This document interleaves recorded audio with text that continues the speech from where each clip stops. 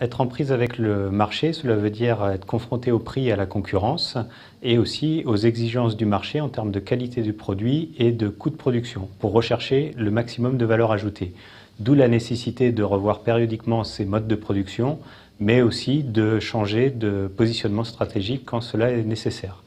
Et dans ce contexte, en fait, l'unicité de l'exploitation agricole familiale est un peu remise en cause et tend vers un triptyque entre un projet technique, un projet économique et un projet patrimonial. La production de légumes sous serre en est une illustration. On est passé par exemple d'une main-d'œuvre familiale à une main-d'œuvre salariée depuis les années 90.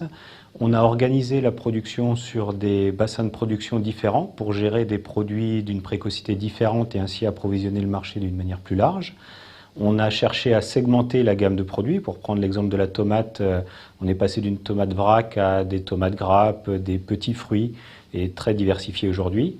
Et enfin, on a travaillé sur le poste énergie, qui est un poste qui pèse pour l'ordre de 30%, jusqu'à 30% dans le coût de production. Et on saisit, par exemple, aujourd'hui de nouvelles opportunités de production de sources de chaleur à parfois 10 km de l'exploitation, mais ça peut être plusieurs centaines de kilomètres. Et donc, on va ici diminuer son coût de production et créer plus de valeur ajoutée. Donc, cette trajectoire d'entreprise illustre la flexibilité dont font preuve les exploitations agricoles aujourd'hui pour créer et pérenniser la valeur ajoutée. Et la simple logique d'ajustement est dépassée au profit d'opportunités nouvelles.